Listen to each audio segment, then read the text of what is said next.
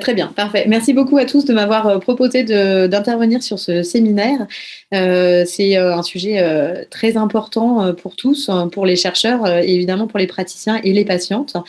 Et moi, je vais vous parler de ce sur quoi on réfléchit sur le suivi du cancer du sein.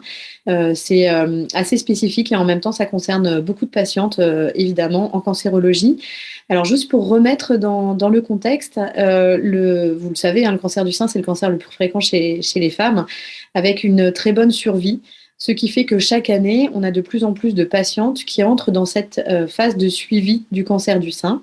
Et finalement, pour les cancers du sein précoces, et c'est sur cette phase-là plutôt que je vais m'attarder, qui correspond à 80-85% des cancers du sein diagnostiqués chaque année, eh bien, la phase de traitement, elle est assez courte si on prend l'ensemble du parcours et qu'on inclut le suivi dans ce parcours. C'est-à-dire que les patientes vont avoir un traitement par chirurgie, enfin un traitement loco-régional, chirurgie, radiothérapie, souvent un traitement médical avec une chimiothérapie ou une thérapie ciblée, et encore, c'est pas du tout systématique. Et puis ensuite, elles vont rentrer dans cette phase de suivi. Donc, elles vont avoir un traitement qui va aller de 3 à 6 mois, et puis derrière, un suivi qui va parfois être très long. Je rappelle que l'âge moyen de cancer du sein, c'est 60 ans, qu'évidemment, la survie donc, est très bonne, et puis que l'espérance de vie augmente. Donc, on a énormément de femmes qui sont dans cette phase de l'après-cancer du sein. Et la phase de suivi dans le cancer du sein, elle est un peu particulière parce que effectivement, on est dans une phase où tout d'un coup, la fréquence de consultation va énormément chuter. Hein. On passe de patientes qui viennent parfois quotidiennement pour leur radiothérapie à l'hôpital à tout d'un coup, en voir dans 6 mois, on te revoit dans 6 mois en consultation. Donc, c'est parfois un peu ressenti par les patientes comme un peu un abandon ou voilà, de se laisser retrouver seule et du coup il y a une angoisse qui apparaît souvent par rapport à tout ça. Et puis en plus, l'autre paradoxe dans le cancer du sein, c'est qu'on instaure juste à ce moment-là un nouveau traitement qui est souvent l'hormonothérapie et qui correspond, qui en concerne 75 à 85% des patientes qui ont un cancer du sein. Donc il y a tout ce paradoxe où on leur dit vous avez un bon pronostic, on va se revoir que dans 6 mois, vous êtes dans le suivi, mais en même temps, on instaure un nouveau traitement avec, comme on le sait, c'est pas le sujet là, mais beaucoup d'effets secondaires de ce traitement qui impactent beaucoup le quotidien des patientes. Donc, un parcours un peu particulier pour ces femmes. Et dans les objectifs du suivi, on a bien sûr la détection des récidives, qui est l'objectif principal, on va dire, si on peut s'exprimer comme ça pour cette phase-là.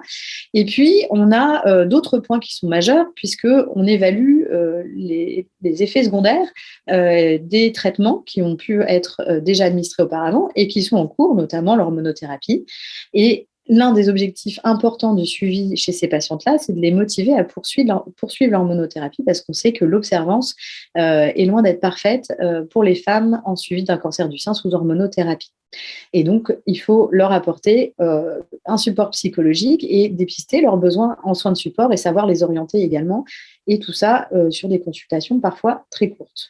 Et globalement, pourquoi est-ce que cette phase de suivi, ces consultations de suivi se prêtent très bien à une téléconsultation? Eh bien, parce que le dépistage des récidives se fait essentiellement par la mammographie. Concrètement, il est quand même très rare sur des cancers du sein précoces, on dépiste des récidives précocement à l'examen clinique avec une mammographie normale. Ça, franchement, ça arrive quasiment jamais.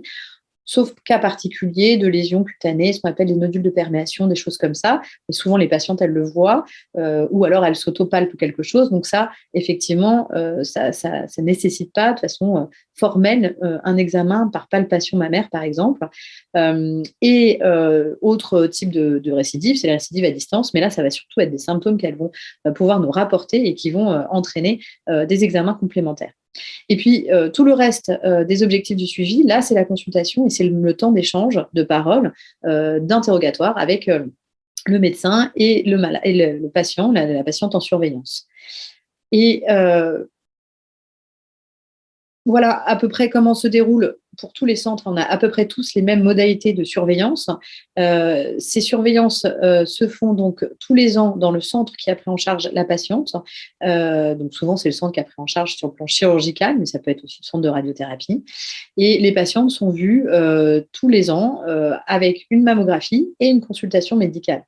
Et dans l'intervalle, excusez-moi, dans l'intervalle, il y a la consultation en ville qui se fait donc entre 2 consultations hospitalières et entre 2 mammographies. Donc, ça veut dire qu'il y a un examen clinique qui est normalement réalisé tous les 6 mois et une mammographie annuelle. Et ça, c'est sur les 5 premières années, mais c'est vrai qu'après, le suivi est un petit peu modifié, puisque au-delà des 5 premières années, le suivi est exclusivement réalisé en ville avec des mammographies et une consultation annuelle. Donc, les limites de cette modalité de surveillance, c'est évidemment le temps, puisque il y a énormément de femmes en cours de surveillance pour un cancer du sein, le temps pour les médecins, le temps pour les patientes aussi, bien sûr, et la disponibilité des salles sur les sites hospitaliers. On est souvent un peu limité par les box de consultation, tout simplement, ce qui fait qu'on se retrouve avec des consultations. On est en plus clinicien souvent quand on surveille ces patientes avec des activités comme de la chirurgie ou de la radiothérapie qui sont évidemment chronophages. Et donc, on se retrouve avec des consultations où on a 30-35 patientes sur une demi-journée de surveillance, et donc on a quelques minutes à accorder aux patientes en consultation de surveillance. Donc, on a des limites à ce niveau-là également. Et puis, bien sûr, le déplacement des patientes est un point important. Ça a déjà été évoqué par un certain nombre de personnes dans les discussions d'aujourd'hui. Et effectivement, on avait regardé il y a de cela quelques mois, quelques années, pardon, les flux des patients qui venaient nous voir au sein de notre territoire de santé. Donc, nous, on est dans le 4, enfin, moi, je suis sur l'Institut Curie sur le site de Saint-Cloud, donc je suis sur le 92, et on avait regardé les flux des patients qui étaient pris en charge pour un cancer du sein, que ce soit vers notre institut ou vers d'autres centres d'ailleurs, entre le 92, 95, 78, et on avait vu qu'évidemment, il y avait un énorme flux de patientes des départements limitrophes vers le 92. Puis on a aussi des patientes qui viennent de départements beaucoup plus loin. On n'est pas très loin de l'Eure et de l'Eure-et-Loire, donc on a des patientes qui font beaucoup de kilomètres pour venir nous voir. À l'Institut Curie, tous sites confondus, on a environ 4000 patientes qui sont prises en charge chaque année avec un nouveau diagnostic de cancer du sein, et ce qui fait qu'on a environ 35 000 consultations de suivi par an. En France, c'est à peu près 1,5 million de consultations pour surveillance de cancer du sein. Donc, c'est quand même énorme comme flux de consultations à assurer. Alors, les alternatives, évidemment, la téléconsultation, c'est l'objet de ce séminaire. Et évidemment, le déploiement de la télémédecine lié au Covid nous a permis d'y réfléchir, de remettre un cadre à cette possibilité qui n'était franchement pas du tout déployée. En tout cas, c'était vraiment de façon très exceptionnelle qu'on réalisait des téléconsultations auparavant à Curie dans le contexte de la scénologie. Et puis, une autre source qui est extrêmement importante face à nos difficultés de temps et d'organisation, ce sont les infirmières d'oncologie, qui sont des infirmières spécialisées, avec un circuit existant, avec des compétences qui existent, et en plus avec des infirmières de pratique avancée, qui sont des infirmières encore plus spécialisées et qui savent réaliser les examens cliniques. Donc, tout ça nous a fait effectivement réfléchir à la possibilité d'un essai clinique pour évaluer des possibles alternatives à la consultation annuelle sur site, couplée à la mammographie, et pouvoir proposer en alternative une téléconsultation et ou une consultation avec une infirmière. Ça veut dire que les consultations infirmières peuvent être également envisagées en téléconsultation. Donc, ça, c'est le design de notre étude. C'est-à-dire que c'est une étude qui est randomisée avec 4 bras.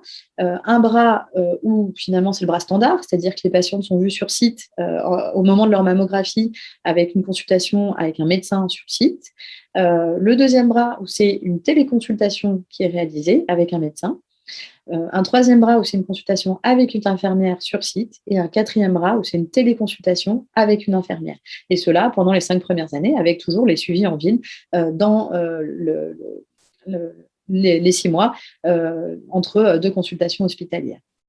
Donc, c'est vrai que cette phase du cancer du sein se prête très bien à l'évaluation, à la téléconsultation.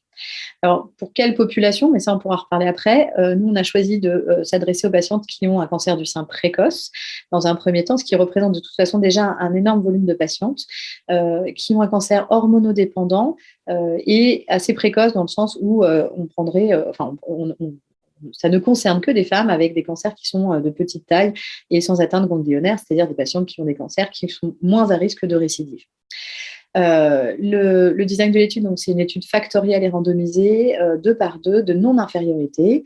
Et on a fait un calcul de sujets à inclure qui revient à 1800 patientes, c'est-à-dire 450 patientes par bras, donc c'est une étude monocentrique avec une inclusion sur environ 18 mois.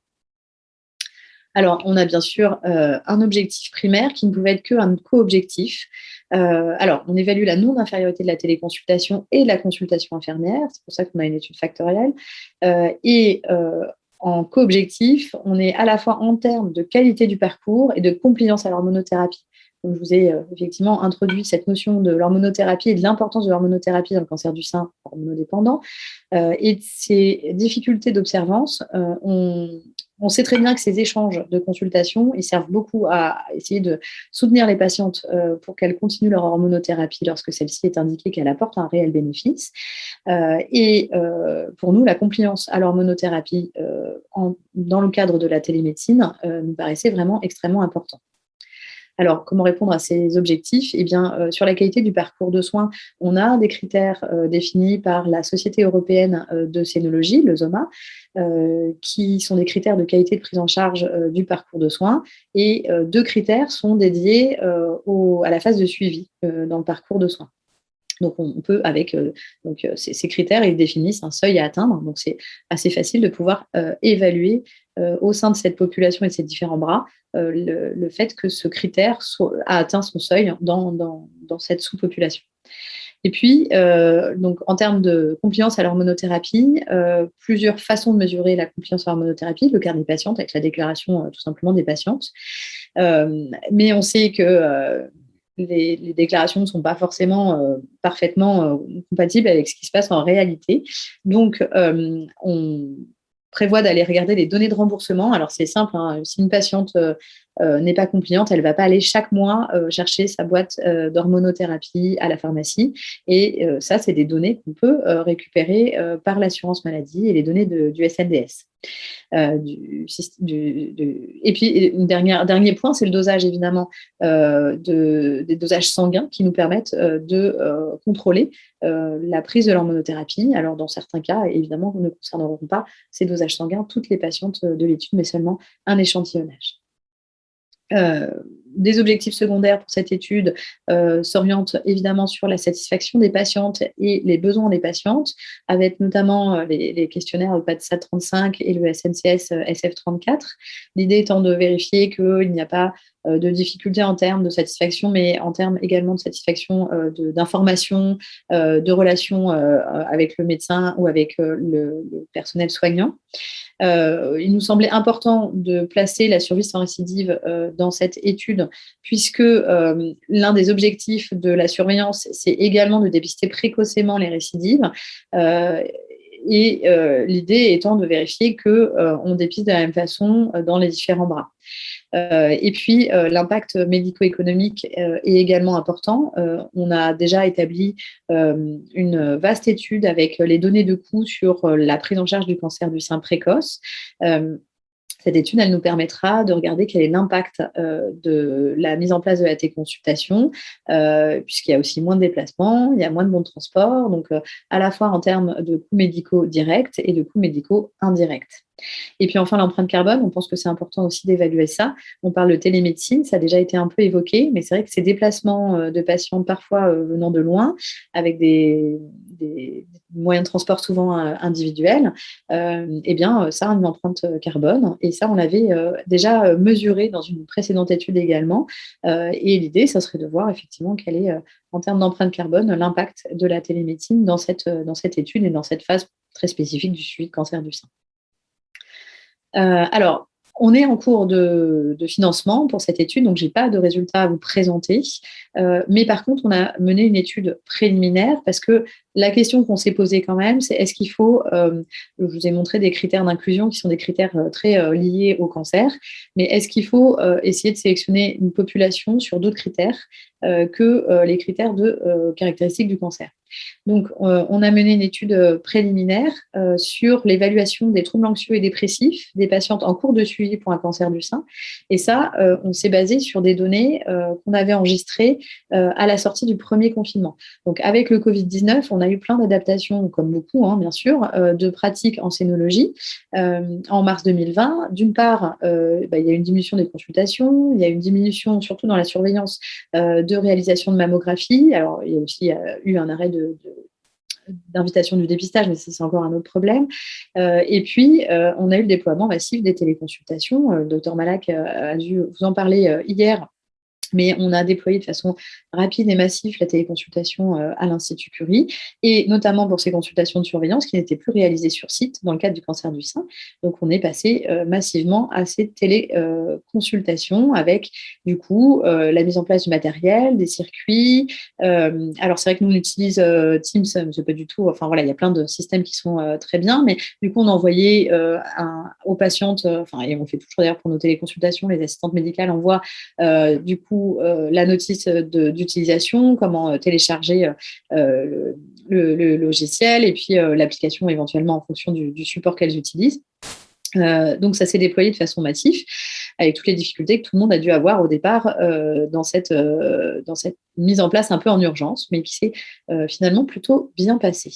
Mais l'impact sur la santé mentale, il y a peu d'études en cancérologie encore. On voit que les choses arrivent au fur et à mesure du temps, comme l'étude précédente en oncogénétique. Et donc, on a regardé également comment se positionner les patientes par rapport à tout ça. Il n'y avait pas d'enquête de satisfaction, c'était vraiment une enquête sur l'anxiété et la dépression, donc utilisant le questionnaire HADS, nous également, qu'on a soumis aux patientes.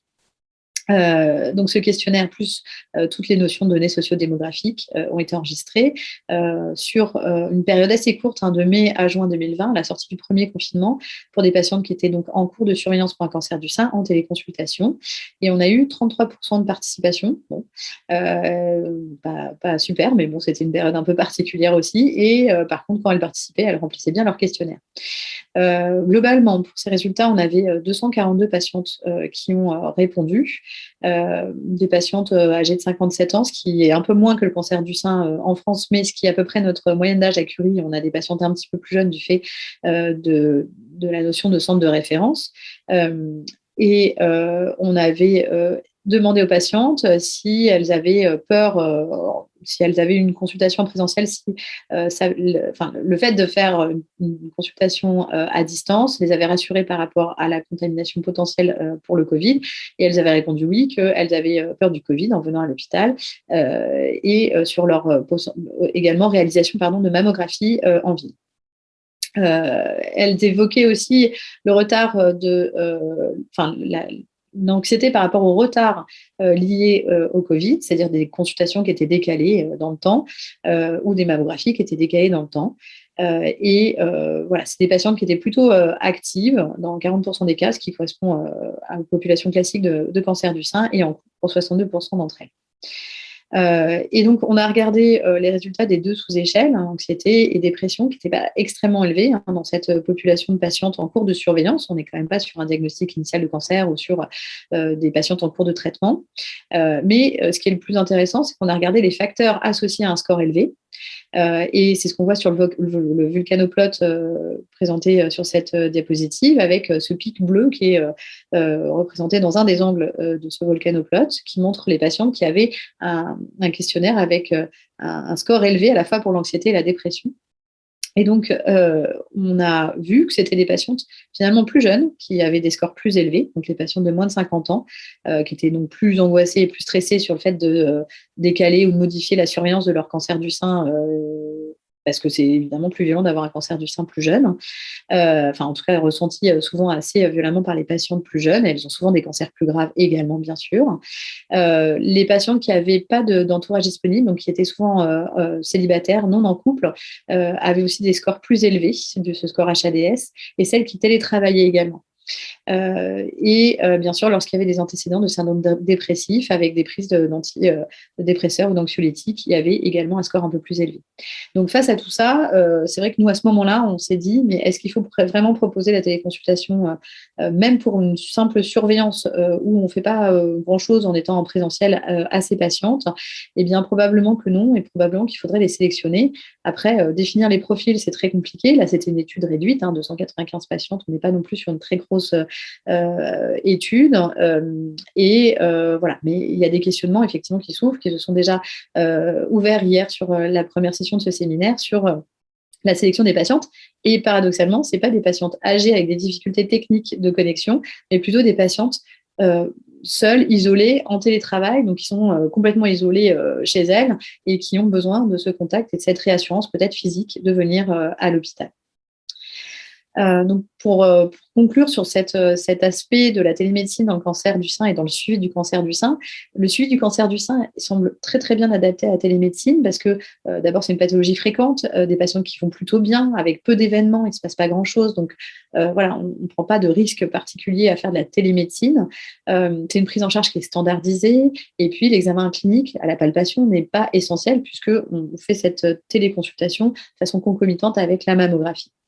Et puis, ce qui est clair, c'est qu'il y a l'importance d'une évaluation de cette mise en place massive de la téléconsultation, à la fois pour mesurer la sécurité, donc nous, c'est ce qu'on veut faire avec la survie notamment, l'efficacité, et ça, pour nous, c'est l'observance de l'hormonothérapie. Et puis évidemment, la satisfaction et les ressentis des patientes. Et puis toujours cette question, effectivement, qui me paraît effectivement, pour pratiquer la télémédecine, la plus importante, c'est est-ce que cette télémédecine, elle est bien adaptée à tous les profils? Il y a des situations, il y a des pathologies ou des phases de parcours de soins qu'on peut sélectionner, qui nous paraissent les plus adaptées, mais il y a également le profil, et ça, c'est très compliqué lorsque on est dans le soin courant, de pouvoir sélectionner des patientes sur leur profil et sur leurs données sociodémographiques parce qu'on n'a pas les moyens, on n'a pas le temps et déjà, il faut les définir, ces profils. Donc, c'est pas forcément simple et ça ouvre encore des voies de recherche en SHS et en télémédecine. Voilà, je vous remercie pour votre attention.